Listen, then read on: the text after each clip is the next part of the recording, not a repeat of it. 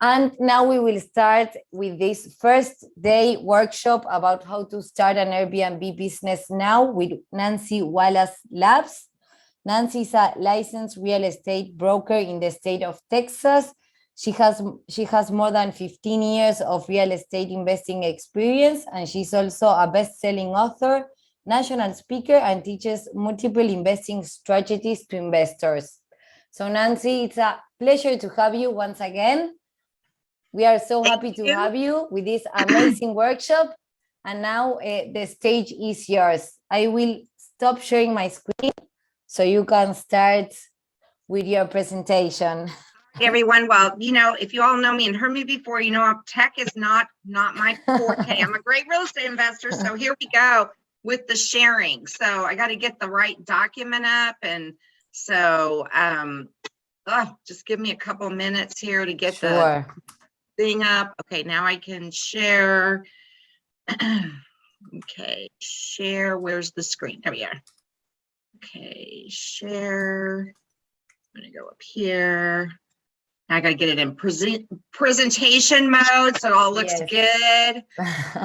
All righty, here we go. So I use Canva. I mean, I have a virtual assistant, and he, kind of turned me on to Canva, and thank goodness he has to do all that work. But I was like, wow. So, well, hey everybody, thank you so much for coming. I'm really excited to be a presenter again for Real Estate IQ. They're an awesome company, and a huge shout out to our organizer. She does a great job. I love the way that she communicates, and she always sends me all the banners to advertise and everything. So first off, I want to say I'm actually presenting from Granbury, Texas. I have an Airbnb down here. Actually, I have a couple of them, and we had to come down last night because we have this little house that we got last year, and it's just going gangbusters, and we had gotten a hot tub. So here's a little tip for you before I even get started.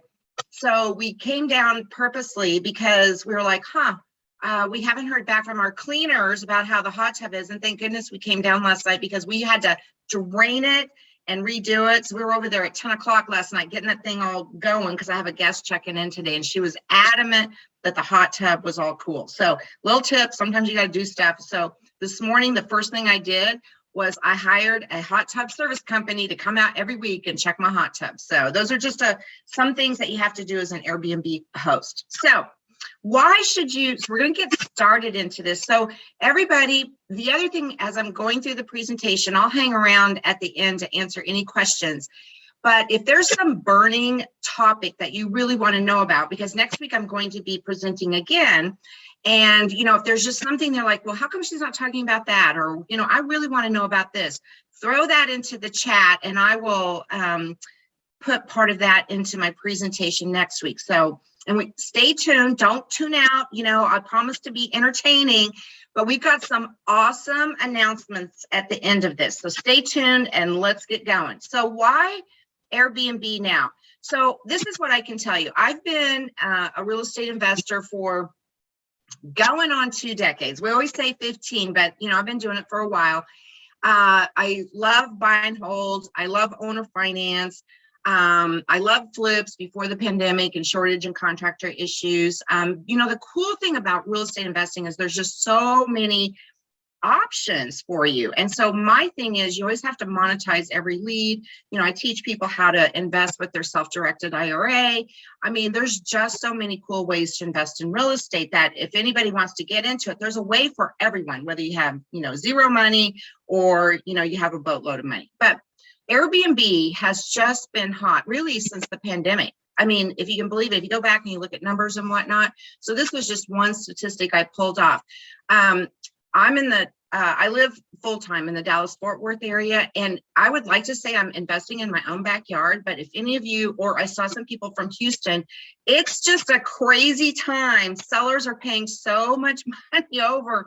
It's hard to find a deal where you can flip it or whatever. But in this market, I have found that you can pretty much buy off of the MLS. The numbers still have to make sense and start an Airbnb business. So, no matter what's happening in the market, there's always a strategy that you can put into place. So the last couple of Airbnb I bought them right off of the MLS because I was looking for turnkey properties. I wanted to get them up and going and that kind of thing. So I like to invest in secondary markets. I'd like to say that I, like I said, invest in my own backyard, but it just says the numbers aren't there. So secondary markets, so Granbury, just small cities and rural areas from 2018 through 2021 saw a 55% increase in income from Airbnbs. Now, there was a time in 2020, 21, a little bit that Airbnbs kind of took a hit because, nobody knew what they were doing, the pandemic and all of that. But now it's really a booming business because people are wanting to travel. They're wanting to, they don't necessarily want to go to a hotel. And they just like the idea that they can bring their pets. They can go to a place with a hot tub. They can go to places. And so we have just found it to be a very lucrative investing experience. Now, I saw that some people have just started or they're thinking about starting. So what I want you to do first as we're going through this presentation is to ask these 6 questions, right, of your Airbnb business. So number 1, who is your target group? The reason I put that in there is so I have one house that's, it's not fancy, but it is close to a lot of attractions. It's a little 3-bedroom, 2-bath. And it wasn't like, it's not close to the water or anything. So we said, okay, we're going to target families, and all of ours are pet friendly because we travel with our pets. So we know a lot of people travel with their pets. And as a former property manager, I can tell you probably like 95% of the people out there, they have pets. They love their pets. So who's going to be your target group? Because if you just get, let's say, a really nice condo and it's a 2-bedroom or it's a 2-bedroom, 1-bath on the beach and can only sleep 4 people. Well, maybe that's a family with small kids, but maybe not, maybe. So you have to kind of think about when you're looking for properties, who are you going to target? And then what's your business model going to be? So again, we kind of focus in on families and activities that families like to do together. So, like at the lake, at swimming, fishing, going to, theme parks, that kind of thing.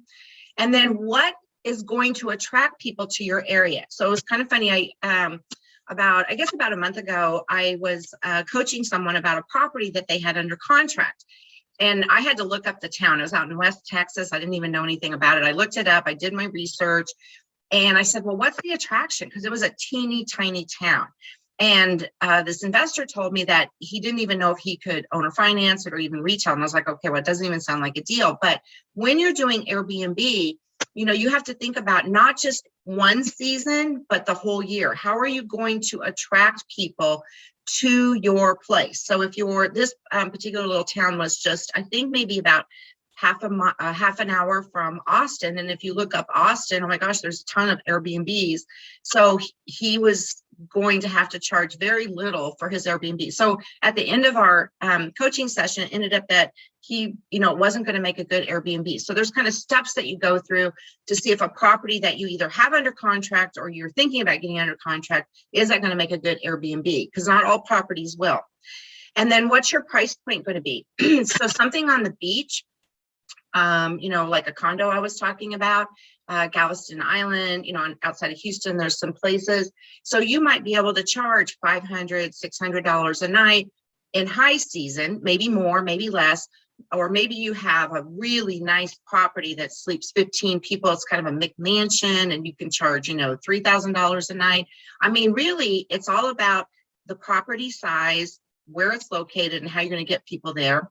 And then how are you going to screen people? So as a former property manager, I can tell you it's a little bit different than screening tenants, right? You can't do a full-blown background check, but there is a screening process you need to put in place because you don't just want any Joe, coming to the nice new Airbnb that you just spent money on trying to get, and then they wreck it, right? So what's your screening process going to be about? And then what additional services do I need? We're going to talk a lot about this when you're setting up an Airbnb business. So it's one thing to get the property. It's one thing to have it in a great location and, you got your price point. But if you don't have certain services in place, you're not going to be successful and you're not going to get continued bookings. So let's talk about how do you get started? Well, first off, you need a property or a space. Now, when I say space, like I'm talking about home share, this could also apply to rental arbitrage where you're actually subleasing someone else's property. So when I talk about getting started and all these things, you can apply it to a property, a share situation or rental arbitrage. So just kind of keep that in mind. Today, I decided not to dwell too much on the size of the property because there's just so many avenues that you could go that way. And then do you have a business plan? Like what I was saying, how are you going to market the property? How are you going to take care of things? Like who's going to manage who's going to service your hot tub? So and it doesn't have to be, 15 pages long, a couple pages, just, basically it's an action plan of how you're going to run your business. Then calendar management. So most people that start off with, their Airbnb business, they're going to put it on Airbnb, they're going to put it on VRBO, they're going to put it on, multiple booking platforms. Well, you've got to have a way to kind of coordinate your calendar so that you don't make sure you're overbooking. So I use a company called hospitable.com. I have used property management companies in the past, and I would say, for what they charge, I'm just doing it myself.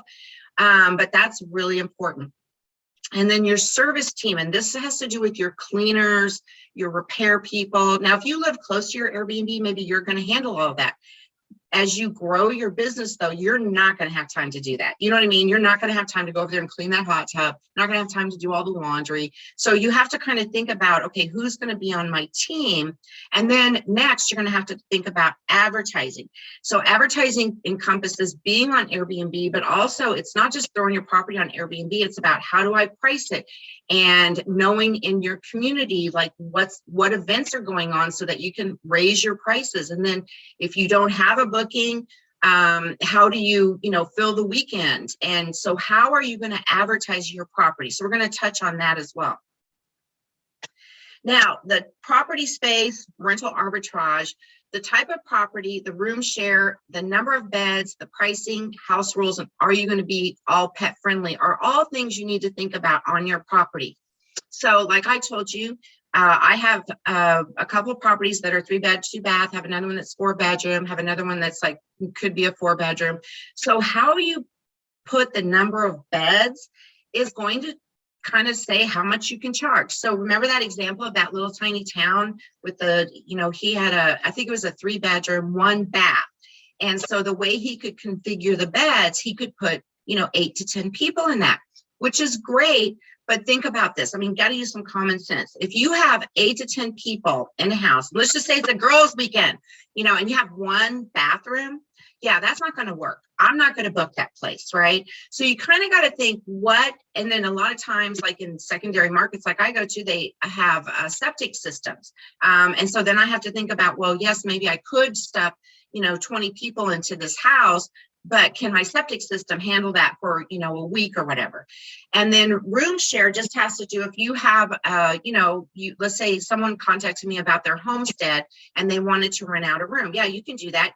All the same rules apply. Maybe there's a few more for room sharing, like security and that kind of thing, and what you're going to share in your house. Number of beds, just because you can put 20 beds in your property doesn't mean you should.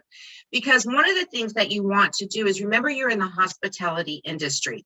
And as you grow an Airbnb business, you are going to rely heavily on reviews. And I'm going to talk about how you can make more money if you do your own direct booking rather than relying on, the other platforms. But if you just cram people in there thinking you're going to make a boatload of money, well, maybe short term you will, but long term you're not, because they're not going to be comfortable. They're not going to like it. And it's going to be too much wear and tear on your property. And then I'm going to talk about, well, how do you find out? So let's say you have a property or you're looking for a property or you have a room share. How can you find out what you should charge, right? So these are all things that you're doing before you've even put it on the market. House rules, very important. So number one, you have to screen your guests. And then number two, you have to have house rules. Now, if any of you have out there been a long-term landlord, I'm not talking about a lease agreement, although I do use a rental agreement. And it's just, 2-3 pages long. And it basically encompasses my, you think like no smoking. I just said I had septic systems. So, don't throw stuff down the toilet that's not supposed to be there. One of my houses doesn't have a garbage disposal and it's on a septic. So we bought these little signs that said, don't throw stuff down. And I had to buy little sink screeners. So you kind of have to think what won't turn people off, right? And what what house rules can you live with, right? And then the pet friendly is completely a personal decision. I don't accept cats, if that makes anybody, but I do accept dogs, and we have a limit of 2, and I do charge a pet deposit per stay, not per dog. And so there's a way that I ask the guests, and you would be amazed, even though we're pet friendly, we advertise we're pet friendly. I'll say, hey, are you bringing a pet? And people say, oh, no, I'm not going to, or they don't mention it. And then, you know what? On the Ring cameras, when I see their 2 dogs running in the yard.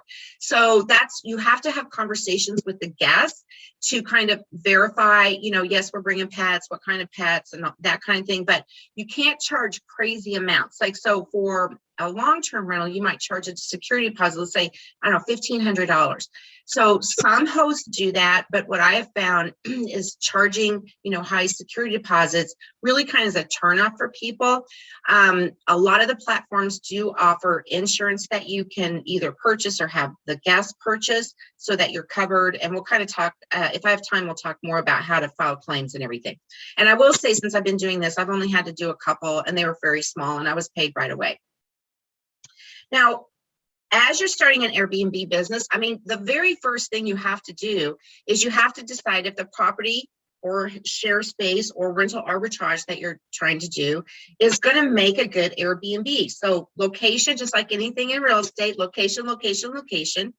And then a lease term, so for me, I don't allow guests to stay past 28 days. Why? Because I don't want long-term tenants. If I had somebody that wanted to book for, let's say, 90 days, what I would do is I would break that up into 3, or, as long as the first initial didn't go over 28 days. So you break it up so it's not a, contiguous 90 days. And then I also, if they want to do that, they have to agree to pay for cleaning every other week so that I can have eyes on the property. And then if I do go into that a little bit of a longer, then my rental agreement might be an extra page, and I do require a deposit for longer stays.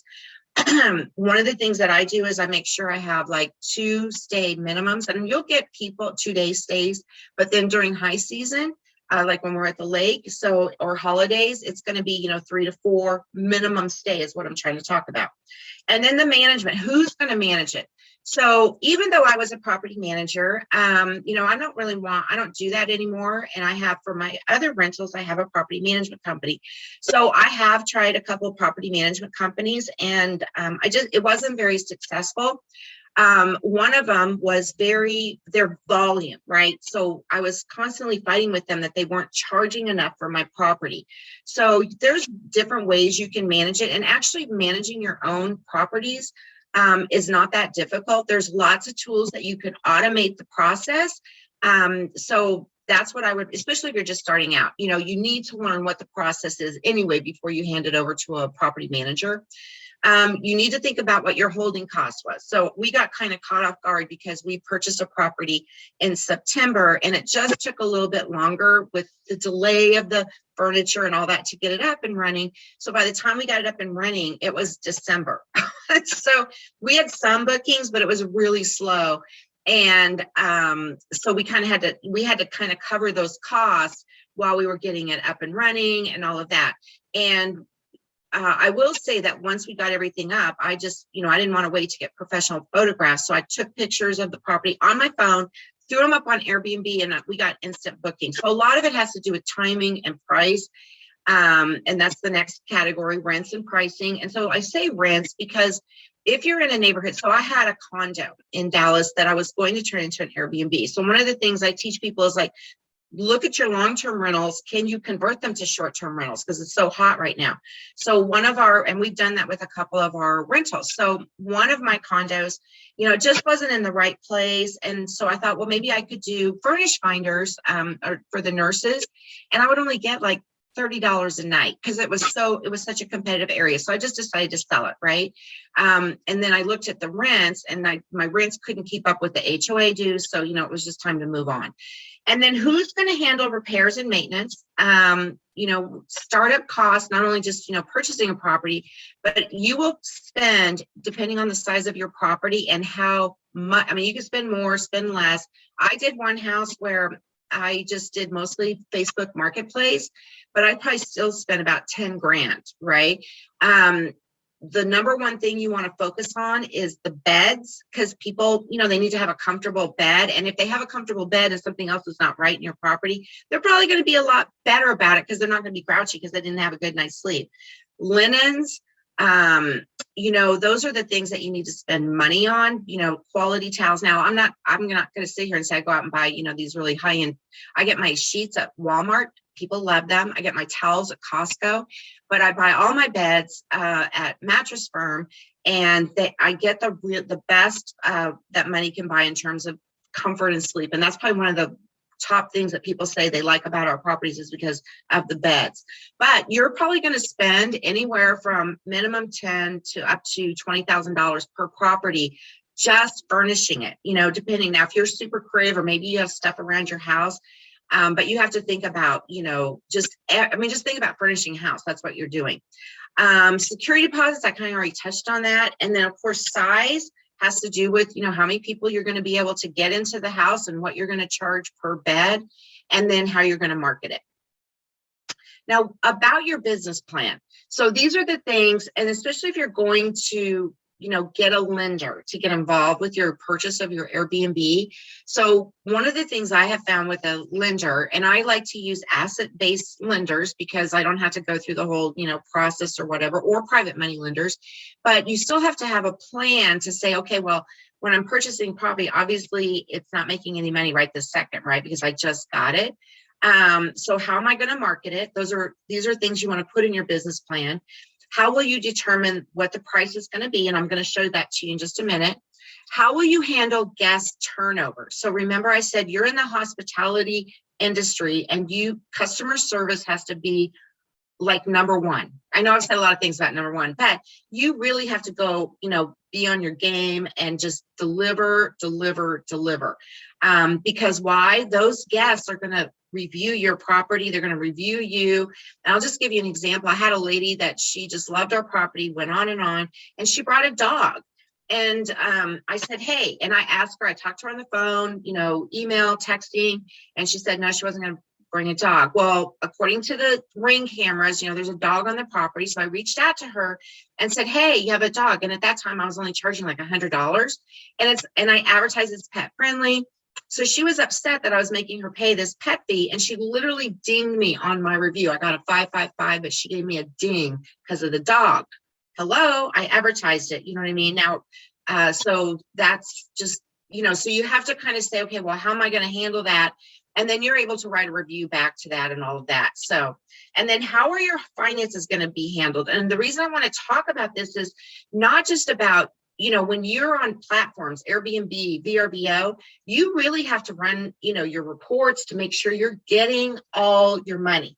So just like that pet fee is generally paid, like when the person makes a reservation, they normally have to pay for everything up front, right? Well, then if they have extra people or there's extra ways you can make money, but let's just talk about the pet fee. So I wasn't getting my pet fee. So then I had to go back to the platform. It's like, hey, on reservation XYZ, you didn't pay my pet fee. And then you have to kind of know your taxing. So in Texas, it's like 6%. So there's a hospitality tax. And you want to make sure that they're either taking it or they're paying it or something. So you want to make sure that somebody's looking at that, whether it's you, your bookkeeper, or whatever. And then last is the insurance. So whether you're doing home share, just a full-on property, or rental arbitrage, not all insurance is the same. And we're going to talk briefly about that. But there's only like 6 carriers that I'm aware of right now that actually do insurance for Airbnb. So I actually have Liberty Mutual / I think it's Safeco.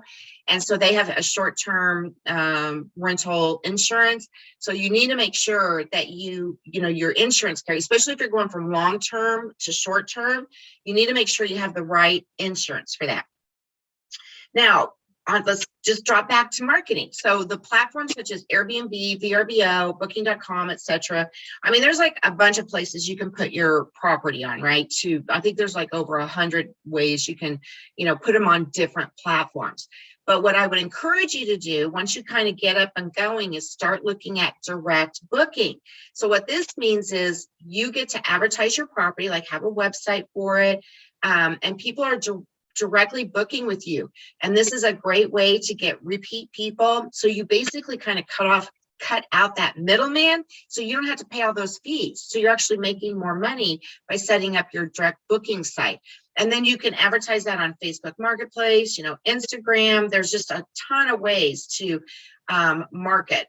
But if you're just starting out, like I did, go ahead and just get on Airbnb, VRBO, get you a calendar management tool, but then move towards direct booking. And next week I could actually do more on direct booking. And then I talked a little bit about a property management company. So you're going to pay, the one I paid just a flat rate of 10%, but all they did was the marketing. That's all they did. They put it out there on 5 different platforms, but I still had to do all the communication with the guests. So I'm thinking, well, what are you doing for your 10%, right? Because that's super easy. That's the easy part, putting it out on the platforms. And then I was struggling with them because their volume, they do, across the country, they were charging just too low amount, right? And so sometimes what happens if your prices are too low, you might get a lot of bookings, but it's not the bookings that you want. They're going to be problem guests. So, and then I've seen as high as 50, if you pay 50%, don't pay that. The general, realm for a property manager is probably about 25 to 30% for Airbnb, but you need to make sure what you're getting for that. And then you can also hire a co-host, which is similar to property management, except that they're actually interacting with the guest. If you just want to hand over your properties to to somebody else, then I would suggest getting a co-host, somebody that's already doing the Airbnb business. And what you can do is set them up on the different platforms, and then they just get paid a percentage of the booking. So that's how you do that. But they can handle a lot more. They can coordinate your cleaning services, your repairs, and all of that. So, and they don't have to be licensed realtors either to do that, because they're not collecting money. So a property management company generally collects the money, then they pay the owner. A co-host, you set it up on the platform, so they just receive a fee basically. So they're not actually taking money from the guest. And then lastly, we talked a lot about calendar management, because the last thing you want to do is advertise. And then you have 5 bookings, which is great, but they're all on the same weekend. Not so great, right? So on the pricing, so we're going to really kind of get into some nitty gritty here on pricing. So number one, you got to find out who's your competition. So if you're looking for your property or you already have it, there's a lot of competition out here. Like I'm in Granbury, there's a lot of Airbnbs here. So I kind of had to look at who's charging what. I'm going to show you how you can do that in a minute. You set nightly rates, but Monday night could be lower. So for example, on one property, Friday, Saturday, Sunday, it might be $250, but Monday, Tuesday, Wednesday, it might be $175. It's easier to book weekends, but if you want to get, more bookings during the week, you can lower the price. You can offer discounts in the low season. So if you have a week that's, just dead, especially if you're doing direct booking and you've gotten your email list together, what you can do is email the folks and say, hey, I'm running a special, the 3rd week in January, and I'm giving, 20% off to the first 3 people that book my property, or whatever it is, right? And then charging for additional people. So if your property, let's say it can house, sleep 8 people, but they want to bring 10, right? And you approve it, you can actually charge for extra people. So I have beyond my, when I go in and set my parameters, I'll say, okay, 8 people can be here, but if they end up bringing 10, then I charge them $25 per person per night for those extra people, right? So you can do that. And then pet fees, again, personal preference here. So I allow dogs, like I said, a maximum of 2, and I do have a pet fee of $200 per stay for those. And then we talked a little bit about security deposits. And then some hosts, I don't do this. I think it would be kind of a nightmare. If I was a really cool artist and I could sell my paintings on the wall to guests, then that's one thing you could do. So some hosts have become really good at what they sell incidental. So like an idea someone had was to in one of their cubbies, they put, they would charge $1 for, I don't know, a disposable razor or a toothbrush or something like that. To me, we provide those things because, you know what, I don't want to have to keep track of the inventory for $1 here, $1 there. So, but there are some things that you can charge. This is a really great idea. If you're in an area, let's say they, I don't know, make some cool honey or something, and you want to leave that for the guests, but then you want to sell, you know, honey on the side. You can do that. You just have to figure out how you're going to collect the money and how you're going to keep track of inventory, and what are you going to do if the guest walks off with it and they didn't pay you. So it just seems like a little bit of a extra step I personally don't want to do. Okay, so let's talk about how to set the price before we get into the competition. So a really cool website that you can go to is called, and it's free. It's called AirDNA. And I believe if you just go airdna.com, it'll pull up a screen. You might have to create an account. I have a free account with them. And you type in any address pretty much across the United States. I think you might be able to do it outside the country. I haven't tried that. So if somebody does that, let me know. But you can type in the address, and I just randomly pick this address. I don't know anybody that has this. If this is your property, sorry, I'm using it for, but I literally just started typing an address in Dallas. And this is what came up. So I was like, dang, I might have to go look at that area, right? So what this tells you is these look like they're like condos or row houses or something. And it's saying that the annual revenue could be about 140. Now, these are approximates, but it gives you an idea, because even if you made half of that, that's 60,000, right? The average nightly rate, 619. And then it tells you the occupancy rate, which is how often do you think you're going to be able to fill it out of, a 365? So it's just a guide. But if you have a long-term rental, or you have a rental arbitrage place you're looking at, or you have a home share, you're going to have to kind of look at not the nightly rate because you're just doing a room, but maybe you can, kind of divide it by 4 or something like that. Because if you'll notice at the top here, I put 3 bedrooms, 2 baths for 6 people. So if you were doing a home share, what I would say is take that 619 and divide it by 6 to give you an average of what you could charge for your property. Now you can work that backwards to see if the property you're looking at is going to be worth pursuing. And how do you find the competition? So what you do is you put your guest hat on, right? So you're going to go log on to Airbnb or VRBO as a guest, not as an investor, not as somebody who wants to find out how much they can charge. What you want to do is you want to log on as a guest, and then you pick your destination. Now, there's a little trick to this. You can't just type in an address in Airbnb because they don't provide the addresses unless you actually book the property.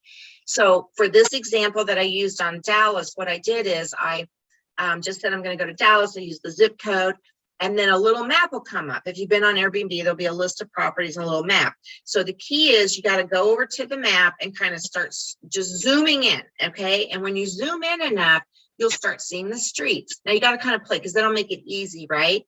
But then look at this. You can pop up and say, okay, like 844, 361, 201. If anything, this tells me this is a pretty good area to invest in, or maybe it's saturated with Airbnbs.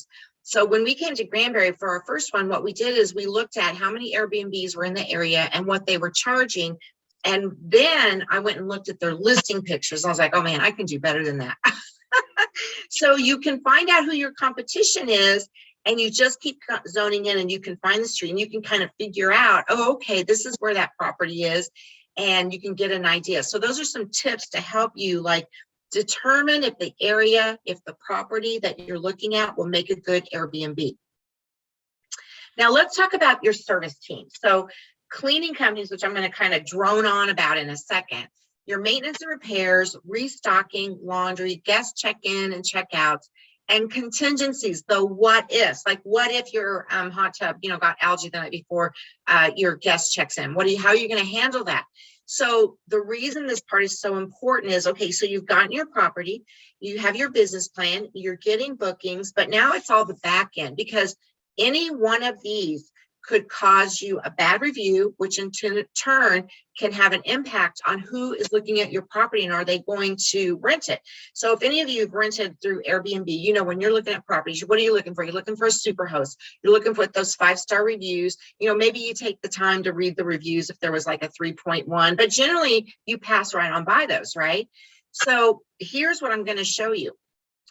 Whoops, I guess we'll go back to that. On the cleaning, that is the #1 complaint of Airbnb guests, the cleanliness of the property, followed by #2, the property didn't meet the description of the amenities or whatnot. So for example, the gal that booked for the property today with the hot tub, she was adamant. She said, is the hot tub working? Is it better? If the hot tub, let's say we, didn't know about it and we relied on this other person that was supposed to tell us. And then she got there. Do you think she'd be a little upset? Yes. Do you think she'd ask for a refund? Yes. Do you think I'd get a bad review? Yes. So 3 strikes because I didn't have a backup plan for the backup plan was we had to come down and take care of it. And it just so happened when I went into the property, it wasn't clean the way it should be. So cleaning is one of those things that you're going to struggle with unless you're doing it yourself. And then, some guests are super picky. Maintenance and repairs. What if the AC goes out? We're in Texas and no one who wants to stay in a house that doesn't have AC units.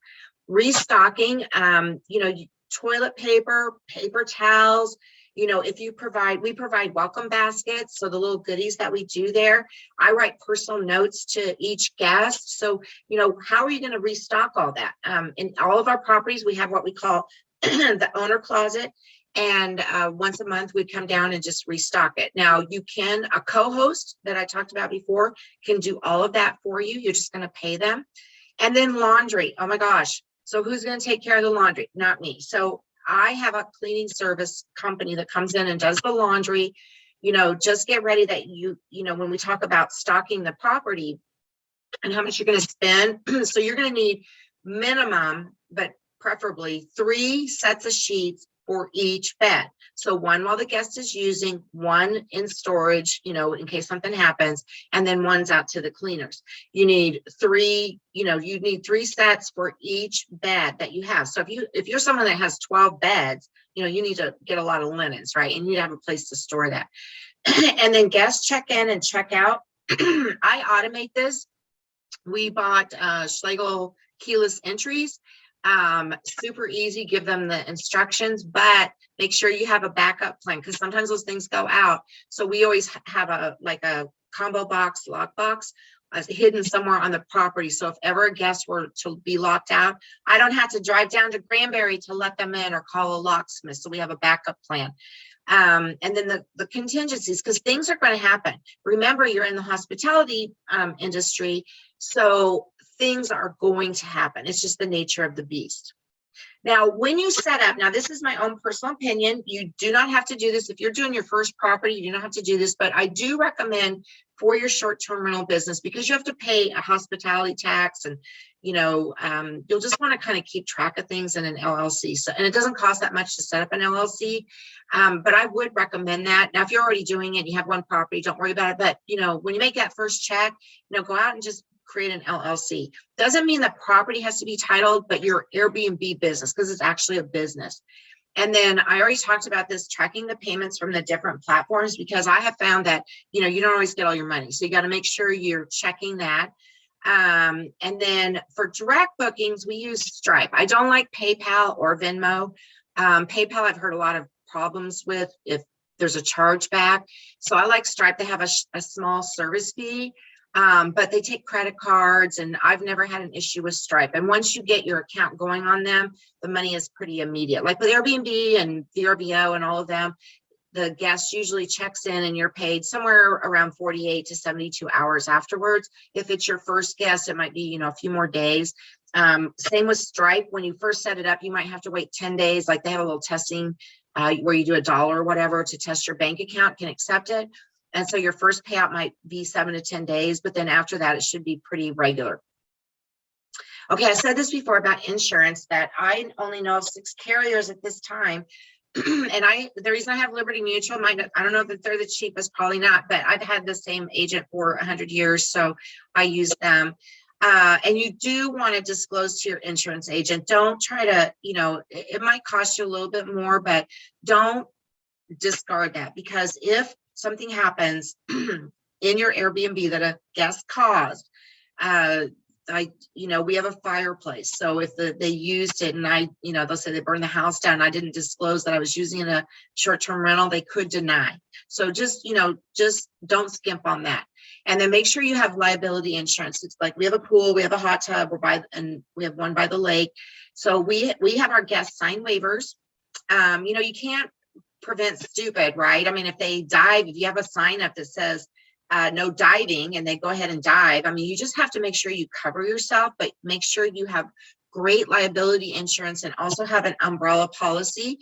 An umbrella policy just kind of covers you. It's an umbrella, and it's usually like I think like $400 or $500 a year. Like I have one for all my properties, and I don't think it's more than $500. We also provide life preservers because we're at the lake, and we have a pedal boat and a hot tub. So we do, in our house rules, we kind of address these issues like no jumping here, no, that they're responsible for damage and whatnot, but that they have to swim at their own risk. So think about it like when you go to the hotel and they have the sign up about, no diving, no this. They do that not because they want you to read it to protect themselves. And then one of the things that saved us big time, if y'all are from Texas, remember the big freeze we had, a year ago, February? Yeah, we had a broken pipe in one of our Airbnbs, but we had loss of use, meaning that we couldn't use the property. So we were paid all of our rents that we would have gotten and then some. So that was great. So always make sure. So these are just some, talk to your insurance. I'm not an insurance person. Talk to your insurance person and make sure that they do short-term rental, that you have liability insurance to cover you, and that you also have loss of use in your policy. Okay, automate.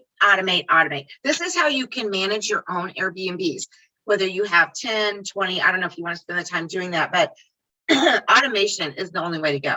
So number one, get the keyless entries and then have the backup on the property like I was talking about. So we literally have like the realtor lock boxes with the combo code hidden somewhere on the property. So in the event that happens, they have access to that.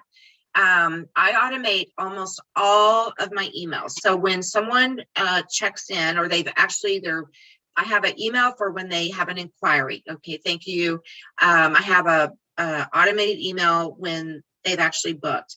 I have an automated email when they check in and an automated email check out, and I have a service where when they ask me a question, I'm notified so I can respond, because one of the review things is, and I actually get high marks on this on communication because they want to know that you're accessible. I've kind of gone on and on about the calendar management, and then ordering the supplies. You just got to kind of get it where you just order, what you need. And, I'm just going to say this, don't skimp on toilet paper. I see this on Facebook all the time. Like, okay, I left out 2 rolls. No, put out the toilet paper, right? Go to Costco and get you some toilet paper. Okay, so calendar management. So this is what I would recommend. Now, if you, again, are just doing it on your own, there's platforms out there that don't cost that much money. And one of the things that I like is I want my cleaning company to have access to my booking calendar, right? So there's all kinds, if you're savvy and you can, do the Google Calendar and all of that, I had to have somebody help me set that up. But I want to let my cleaners know so she can make sure that she's, getting over to the properties to clean it, to get ready to do the makeover. The automation part is, like I said, what enables you to run your Airbnb business. And you'll just be so happy that you did that, because I was like struggling with, that's why I decided to get a property management company, because I just didn't take the time to learn the automated system when I first started. And I was like, oh my gosh, all these people are like emailing me and, wanting to know about the property and everything. But then I took the time, and I'm saying, when I say the time, you're probably talking a couple days, week at the most, to learn the process so you can automate everything. And then it makes it so much easier. And then you're saving money because you're doing it yourself. House rules, we're just going to kind of talk a little bit about this. Number one, disclose cameras. So I do have cameras at my properties, all on the outside. I think it's creepy if you try to put them on the inside. I actually viewed an Airbnb yesterday, and the guy had some in the hallway. I mean, it was kind of a shared space. I was like, okay, no, that's creepy. So just the, basics, no smoking, no parties, think about where, if if you have an HOA, which we're going to talk about. So here's the top complaints from guests. So I already talked about cleanliness, the lack of communication with hosts, Wi-Fi issues. You'll be surprised how many people complain about that. The property / amenities are not identical to the listing, and you can actually get dinged by Airbnb. So let's say I advertise I have a hot tub, and then they get there and there's no hot tub. And then poorly handled emergencies. Again, you're in the hospitality industry, make sure that you have contingency plans in place. So for the freeze, because we don't live in Granbury full time, I have people that I can call like, hey, go shut off the water at my properties so I don't have broken pipes. So you have to kind of think about who's going to handle your Airbnb if you don't live next door to it or you don't live close to it, right? So I'm remote, basically. I can handle a lot of things, but when there's a freeze warning, it's not like I can just jump in my car and turn off the water to the house. So now don't forget, kind of speeding up here because I'm looking at the time, but don't forget about your due diligence. So a lot of times people jump in, buy a property, want to Airbnb it, and then they find out that the HOA doesn't let them do that. We recently went through this with my own personal neighborhood. They pretty much banned, I wasn't doing it, but I guess people were, they banned short-term rentals. Now, you can fight it, but in the meantime, they've shut you down. Think about transportation, like how are people going to get to your Airbnb? Do Ubers go to your, if they're flying in, do they need to rent a car or can they get around without them? Light filtering for rooms, so I think you can see I'm in one of the bedrooms here. And so these are blackout blinds and it was going to be so dark in here. So I had to leave it a little bit. And you'll have to look at bed size versus bedroom. So even though you have, let's say a 3-bedroom house, maybe one of the rooms is huge and you could put 4 bunk beds that are built in the wall. So bedroom size does not dictate how many people you can actually house and charge a nightly rent for. So I'm getting ready to wrap up here. And so I wanted to let you know, because I know there's going to be some questions. I want to make sure, but I have a couple of announcements. So I have, because of the demand, I created an online course and it's all about how to get started, how to analyze any property, any space, any rental arbitrage, how to set your nightly rate. There's a welcome book format that you can follow, house rules, a rental agreement. And then we also have a membership for the people for, Q&A calls with me. They have access to my list of vendors. And then, I do updated materials and all the people that are in the course get that. Now, normally that course goes for $497, but just today on the Real Estate IQ, I have a webinar price of $197. And so if that's something that you're interested in, just email me. I have my contact info here at the bottom or at the end slide. So I want to really announce, though, a really cool thing that just got finalized this morning. And that is, so many of you may or may not know that I wrote the book called Winning Deals in Heels. And it's all about women real estate investors. We're mostly we're all from Texas. And we decided that we were going to put on a conference for women by women. So gals, listen up. So this is going to be held in Granbury, September 16th through the 18th. And yourself, me here, plus Kristen Gers, who, if any of you have heard Kristen, she's awesome about notes and owner financing. Susan Tierney is going to be one of our speakers. She's knows financing, rehabs. She knows all about owner financing as well, buying stuff out, getting a buyer's list together to get owner financing from MLS properties. And Jerry Thompson. And if you know Jerry and Kristen, they have the Diva Show. So some of the topics that we're going to cover, this is going to be like active learning, networking, breakout sessions, marketing and deal analysis, and how to invest in notes, owner finance strategies, tenant screening, how to reduce vacancies, Airbnb, what you need to do to get started. It's going to be an expansion of what I did today, networking. Now, so what we're doing is we are doing a couple things. This is the first announcement about the Winning Deals in Heels conference later this year. And number one, we're doing a raffle. So the part of the proceeds from Winning Deals in Heels, part of the proceeds benefit Hope Store, which is located in Plano, Texas, and they help families heal from domestic violence. And I am super excited to be continuing person that gives back to this great organization.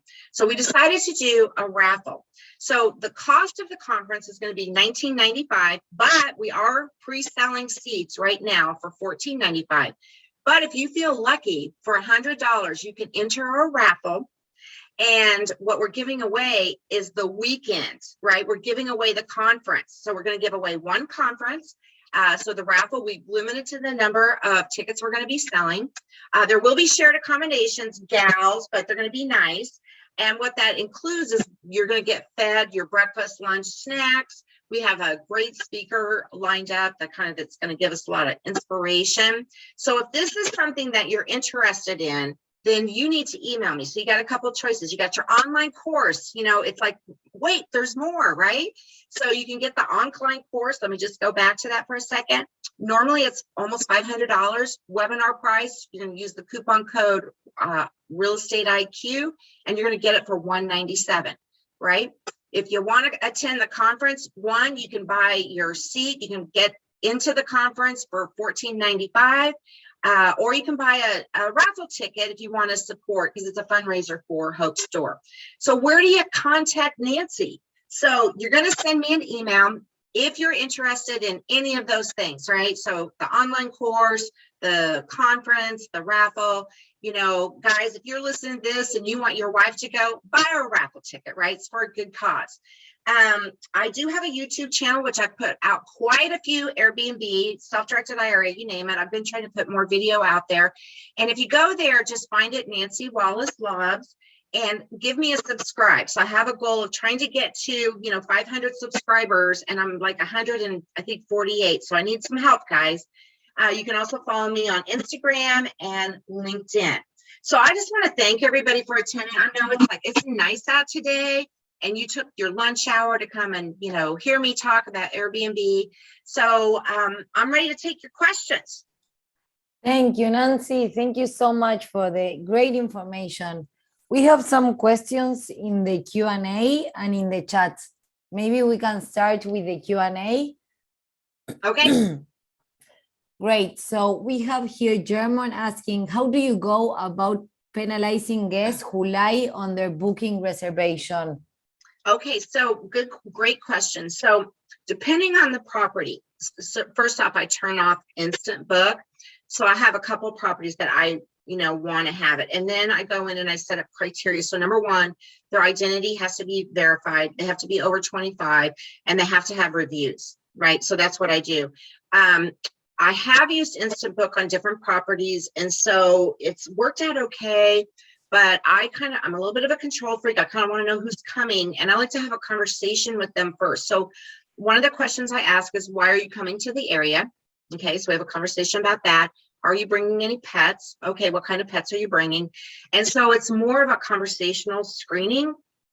And then also, if you don't do instant book, they'll kind of start giving you more information or asking you questions that you can kind of get a feel for what they're doing. So it's not like I can run their background, but you can require that they have a government issued ID, that they have a picture. So when they come to me, that I have to be able to see who it is. Now, what I take a couple extra steps. So once I have their name, I also ask for all the names of the adults that are going to be living there. I'll flip on over to Facebook and check them out, right? Just to see, okay, are these the people that said, does it match their ID? So you can't do like full on. So that's what I've been able to do. And so far that's worked really well.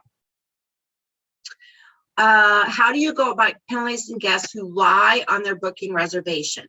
So you mean lie about the number of people, or lie about who's booking it, or it's a third party? So it's a couple ways. So number one, if they lied on their booking about the number of people, so I have cameras, right? So either myself or I have another person that can check it. So I usually check the camera during check-in, right? So if I see they booked for 4 and I see 8 people there, I message them, right? If they lied about the pet, I message them. So with any of the platforms, you are kind of protected, and that's really breaking your house rules. So as long as you've had it listed, you disclose your cameras, And then you say, okay, and then like through Airbnb, let's say you had somebody that they were supposed to have 6, but they had 8. You have a $25 per night per person. You go to the resolution center and you request those funds. Airbnb has their credit card on file. And as long as you can prove it, like I've had to take screenshots, you know, like of the pets and then send it in. But usually when you call out the guest, you know, I've found that it's, you know, because that has to do with pricing. Because if you're getting people who are lying to you, you need to charge more money because you're getting people. And then one of the questions I ask is, why are you coming to the area? And if I find out if they're local, I don't rent to them. So there has to be a really good reason why. Because I have had issues with people who are local who just want to use my place to, you know, party. Would it be more profitable if you strictly do corporate Airbnb versus, well, yes, I mean, it depends because, so I'm in, one of my Airbnbs is in Granbury. So I don't know that there's a lot of corporations that are going to rent that, right? So it has to all do with location and your target group. So if I had a place, let's say over by the airport, or, you know, people like to get places next to hospitals. So you can target those groups. Your property has to meet that. If you're in a destination area, maybe you could get companies to book for their seminars. And, you know, now that people are traveling again and work people are having in-person events. So if that's what your target is, then yes, you can advertise it. You know, I don't know if you make more money that way, maybe more consistent, but I'll tell you, I did have a guy that booked one of our properties, and it turned out he was an event planner in the Granbury area, and he was looking at all these different venues for different things. So I made a great contact with him and let him know anytime he's having an event to contact me direct. And that worked out really well. So, you know, think of it as opportunity, opportunity, opportunity. And so you want to move to the direct booking platform, and then you start marketing to your target group. So if that's who you want to, like, event planners is a great place to market to, because you can say, hey, and they're always looking for things, you know, for like golf tournaments. I mean, if you're like a big golfer, I mean, golf tournaments need housing. You know, they need places for their people to stay. So yes, you definitely can make money doing that. Okay, let's see. The next one, I heard there are some guest complaints about cleanliness, nitpicking, and tried to get refund on their stay. How would you handle these kinds of situations? Okay, great question. So number one, make sure my cleaner is top notch. I have my cleaner take pictures before the guests arrive, right? She doesn't necessarily always send them to me, but she's kind of proving to me that she did her work. Then if the guest is nitpicking, as you're saying, then they need to send me a picture of whatever it is they're nitpicking about, right? And it can't just be, I'll give you an example. I had a property that carpenter ants, and the exterminator came. And so we had a couple on the windowsill. You know, I'm not going to give them a whole refund, you know, but I might give them like a $20 gift card to go have something, you know, have a nice dinner or something like that. So again, it kind of goes back to asking questions, you know, why are they coming? Who's going to be with them? And if they're just trying to scam you, raise your rents. You know what I mean? Raise. So do a little bit more digging while they're being there. And then if that does happen to you, then number one, make sure you've documented the cleanliness of your property. And then number two, make sure that the guest sends you not just the picture of that little whatever was on the window ledge, but they take it in the room, right? And then if you have had your cleaners do that, you can compare the two and say, sorry. I don't have interactions too much. Once the guest checks in, I kind of just leave them alone. So I think sometimes the host has to kind of relax a bit and not engage them unless they're doing that. But if they're trying to scam you and you keep having that, I would say look at your prices. I'm sorry, I have it's glass, you know, so if you don't have a property yet, how do you do the business plan? Or do you do the business plan first based on the size of the home you plan to get, not the area, since you don't know what area it is going to be? Okay, that's a good question too. So here's what you can do on the business plan. So you don't have to actually have the property picked out right now. You can do a very simple one-page marketing plan. So you can just say, find a property. That's part of your action/business plan. And then going to list it on Airbnb, you know, so you can do those steps like I talked about. You can start interviewing cleaning companies. Now, as far as the area goes, what I tell people who are trying to get into this, like, number one, ask yourself this: who's going to manage it, right? Are you going to do it, or are you going to hire somebody? Because that's going to be huge. So if you want to buy, like I would love the Smoky Mountains, and I would love to buy a property out there, and maybe I will someday, but I have no idea. I don't have any contacts out there, and how am I going to manage it? And I'm kind of busy here. So you got to think about who's going to take care of your business, because if you're just starting out, it's probably going to be you. And then, some people, they start out with rental arbitrage, which in a nutshell is just subleasing. You're talking an owner into letting you sublease their property so that you can furnish it. So, and then part of your business plan is how much money do you have? Because, this is not you have to have money to do an Airbnb business, because you've got to furnish the property, and you can't buy everything off of Facebook Marketplace. So I hope that answers your question, but if there's something specific, just, put it in the chat and I'll be happy to address that more. But that's how you could start off. So you don't have the property, but you could already be thinking about all these things that we've talked about. If they smoke pot in the house and it's against house rules, can you kick them out with no refund? That's what my rule is. Well, yes, you can. So you have to catch them in the act. So then I would ask you, how did you catch them? Was it a home share? How do you know? Did you see them on the camera? You'd have to report it to Airbnb and let them know they're breaking house rules. And I know that Airbnb, VRBO, they all need documentation. So my question to you as the host is, how did you catch them, right? Did they just, tell you? How did you know they were smoking pot in the house? I mean, were you close enough that you could smell it? And then, some of the essential oils smell like that. So how could you prove that they were breaking the house rules? So that's number one.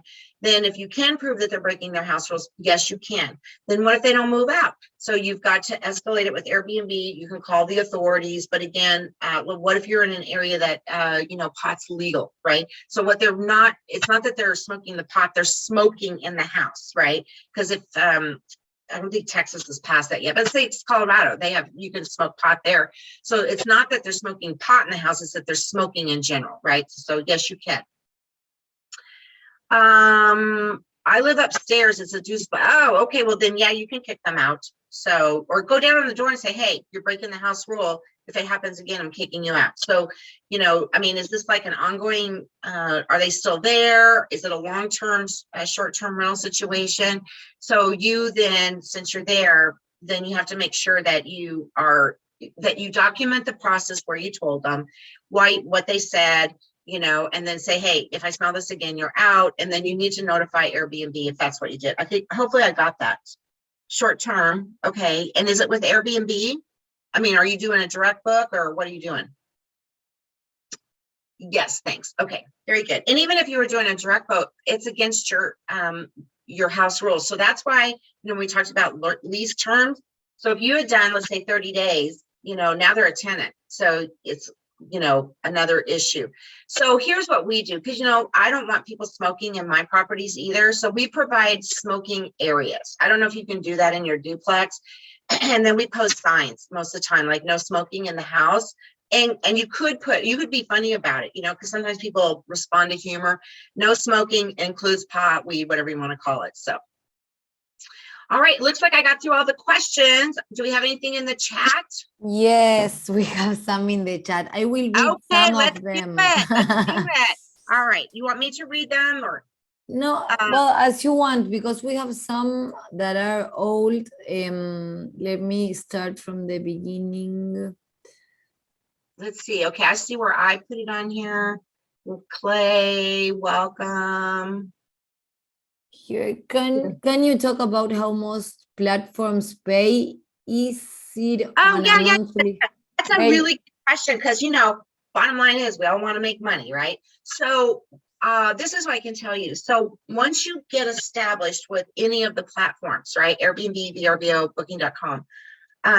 So what they'll have you do is go through a process of verifying your identity, verifying your bank account, and verifying your property, right? And so this doesn't happen just overnight. So I think the first time around that I did it, so I have one bank account where all of those Airbnb funds go to. So they just want to verify, and then they'll do a test run, like, $1, you have to verify that. So, I'm saying probably not more than a week. Then Airbnb and VRBO both pay. Well, in fact, all of them pay. So when the guest checks in, typically I'll get an email saying your payout's on the way, you know, like that day, and I'll get them like, so if they checked in on a Friday, I'm not going to get my money till Monday, but I normally do get my money on Monday. If I have somebody checking in today, then I probably won't get my money till it'll be starting to the process, but because the banks are closed. So typically within 48, 72 hours is the longest I've ever had to wait. Now, the only time I've ever had a problem is when I was doing my monthly reports on each property. I saw that I wasn't because I know what I should get. And you can do like a preliminary, they'll tell you at the booking how much your payout's going to be. And you can check the details, you know, okay, I'm getting this, I'm getting this, I'm getting, because I include my cleaning fee in there as well, you know, what taxes and everything's being charged. And then I just compare that. I have a VA that does this for me, but I compare that to what actually went into my bank account so that I know I'm square, I can move on and that kind of thing. So it's more just reconciling the account. But I haven't found that it takes a while. And if it does take longer than a week, you need to escalate it to them. So, and I have seen, it hasn't happened to me, but I have seen where people have problems with the credit card or the guest hasn't paid. And if I haven't been paid, if I don't have a confirmation from Airbnb that they paid the whole thing, yeah, they're not getting the code to get into the house. I send the code to the, because remember, they're all keyless, 1 hour before check-in, no sooner, you know, and if I haven't gotten their money, so if I know that they're doing the pet fee and they haven't paid it yet, I'll say, well, you know, I'm not sending that until you pay all your money. And I mean, I'm a lot nicer about that, but this is a business and I'm not going to, you know, wait and see if they're not going to pay it. Right. So that's just something, so you can't really automate that part of it, but I do make sure that all the funds are there and that I got paid what Airbnb said I was going to get paid and what my calendar said I was supposed to get paid. So it's by booking, not by month. If I think good. Well, so the only one that I do have a list of insurance companies. So Liberty Mutual is who I use. I can't remember all the other ones. There's like 5 other ones, but I can always provide that info. For direct booking, you have to set it up all through your website. For the direct booking, for like I use Stripe. The insurance, the property itself, you mean insurance for the person, right? So there's different programs that you can sign up for, and I pass that on. I pass everything on to the guest. So VRBO and Airbnb both have like insurance, especially VRBO. They have insurance packages that you're talking about like when the guest damages something and you have to do things. Now on direct booking,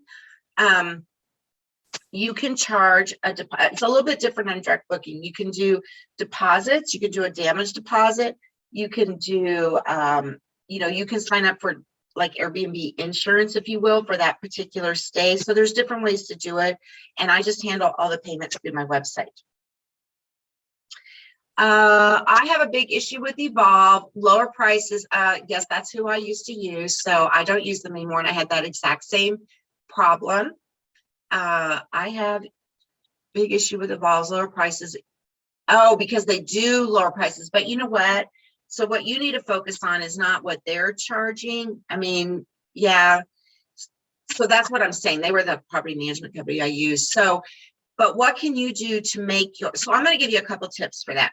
So number one, every day, or at least, 4 to 5 times a week, you need to be going into your listing and changing up the pictures and changing prices, even snoozing it for an hour. Why? Because that messes with the algorithm, right? So that's one thing you can do to kind of get, because what you need to do is get more views. Then what you could do is you could offer specials or certain amenities, like what does your competition have? And can you add something additional? Like, are they pet friendly and you're not, for example?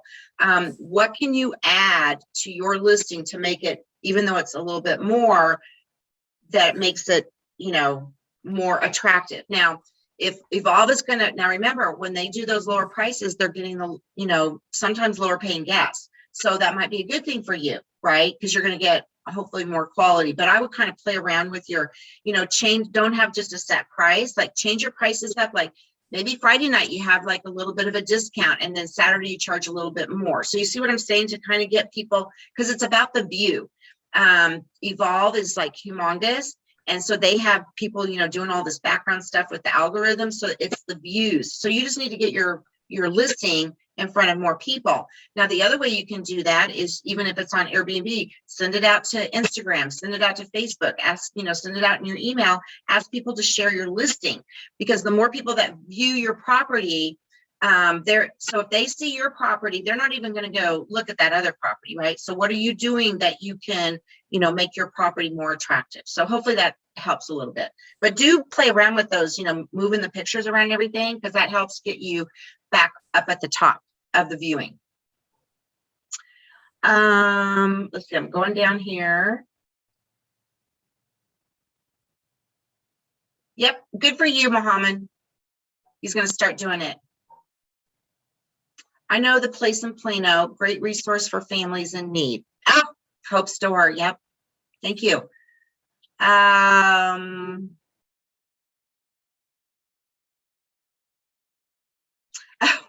Okay, good question about the denying. And I didn't know this when I first started. I was like, sure, I'll take the booking, right? Because you're excited. You just want to go. You just spend all this money getting this place. So here's what I say. When I find out, I'll just say very nicely, oh, I'm so sorry. And I'm very nice, because remember, hospitality. I just say, oh, I'm so sorry, I cannot accommodate that. And then on Airbnb, you can decline a booking and it's no penalty. You do every one. They're going to, kind of just say, hey, why are you doing all this? But you can decline it, like, once you find that out. So if you have instant book on, though, you won't be able to find that out. So it's only through the conversation. And so I either say, oh, I'm sorry, I can't. So the gal that's coming today, she said that she was coming here. She doesn't live here, but she's got a bunch of friends. It's somebody's party. I happen to be here this weekend, so I can, if something does happen, I'll be right there. But I made her go through some hoops before she booked, because I said, are you having the party? No. Are you blah, blah, blah? Because if she does any of that, then I have it already in writing, documented that she said it, and I could get her out of that property like that. So on the local side of it, I just find out why they want to book it then. So if they're local, like, oh, hey, now one of my neighbors booked our property. I happen to know him, and the reason he booked it is because his house is having renovations, right? So he reached out to me. I know him. I'm okay with that. So there's, it's the person that you don't know. They're trying to book your property. They're local. Why? Is it their nieces, cousins, second coming, party or whatever? That's what I found, is that most locals want it for a party. But ask the questions. You can ask questions. If you're already with one platform, VRBO, if you want to advertise with another one, do you know if you have to pay full price or discount since you already have one? Okay, I don't know if I understand the question. So let me, oops.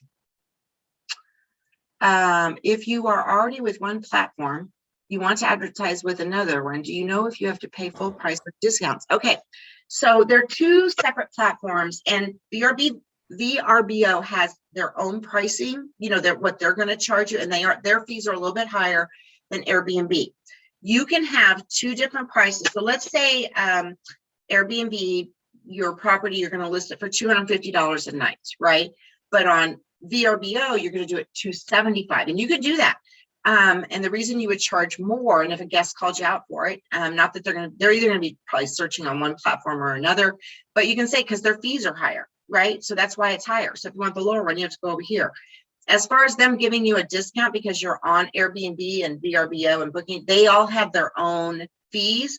So you would pay whatever their fee was. And then if you're with a property management company and they're going to put them all on those different platforms, you're just going to pay your property management company. But if you do direct booking, you have zero fees to any of those companies because you're doing it yourself. So I hope that answered your question there on that. Oh yeah, don't forget to come next week. Would it be a good idea to hire a VA to handle guest communication? How do you screen for a good VA? Oh my gosh, that's a whole, Emily. That would be a whole new conversation. I use Upwork. I actually have some good resources for VAs, but I use Upwork. But you know what? I would not hire a VA for the guest experience, the check-in. You know, I would look into platform. Now, if you had a VA just setting up the automation, yeah, that'd be fine, but not actually talking to the guest. I think the time difference, and you know, this is your property, and I would not outsource the guest experience part. I would automate it, and I would use a VA for that, but I wouldn't automate. So hopefully that answers. And then just email me and I'll give you some tips on hiring a VA. So you're welcome, Mohammed.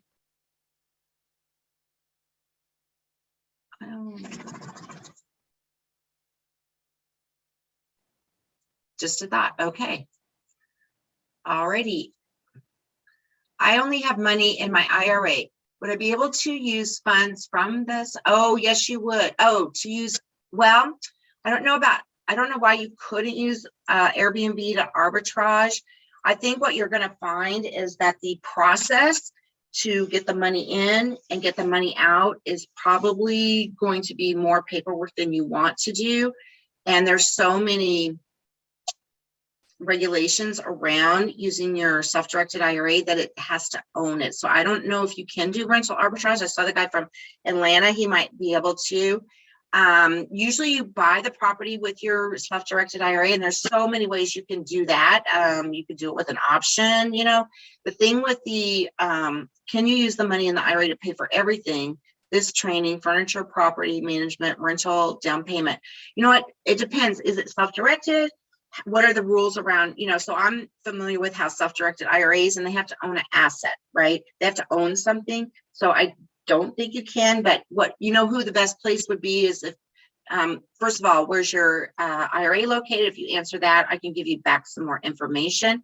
The rental down payment, there's certain, I just did a thing on, who did I do for Quest Trust Company about how to buy properties using a self-directed IRA. And so you can't just use a down payment. So meaning that, let's say you have $50,000 in the self-directed IRA, or 10 or whatever number it is, and you're trying to go over here and buy this $200,000 property and you want to get a loan. So it's really hard to do that because the IRA has to kind of own the asset in whole. Does that make sense? You can't go out and borrow money, but what you can do is if your husband, let's say you and your husband each have $100,000 in your IRA, you're buying this $200,000 property, you can do that. So you can, what the topic was self-directed IRAs, how to buy one property with multiple self-directed IRAs. So if you, when I get the replay, if you want to email me, I'll send that over to you.